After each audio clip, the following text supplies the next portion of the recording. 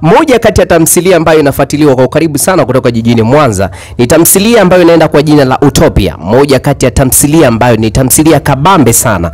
Kupitia mitandao ya kijamii imeweza kufungua ukurasa mwingine kwa mashabiki na pia kuifuatilia kwa ukaribu. Lakini bahati ya mtende nimekutana na moja kati ya waigizaji ama watu waliohusika katika tamthilia hii ya Utopia. Karibu sana. Asante. Bwana karibu sana. Asante. Tungeanza kule, jina lako unaitwa nani? Naitwa Calvin Nyanda. Calvin Nyanda, Msukuma kabisa.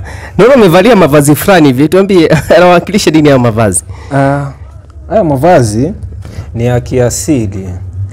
Ukiangalia kwenye movie ya Utopia, utapata kuona mavazi haya. Na mimi ndo dress designer hayo mavazi. Kwa hiyo nimeona katika interview sio mbaya nikavaa katika uhusika. Tukupe kongole. Karibu sana bwana mdogo, hapo naitwa nani jina lako? Asante. Mimi majina yangu halisi ambayo baba na mama walishirikiana kuyaleta hapa duniani naitwa Ismaili Ramadhani Abdalla. Lakini pia nilipoona kwamba wenyewe wameshirikiana tu wenyewe kama wenyewe na mimi bila kunishirikisha, nikaamua kutafuta na mimi jina langu la kuniingiza mjini. Sawa. Nikaamua kujiita Jamai. Jamai. Kwa hiyo ukipita kwenye mitandao ya kijamii Jamai.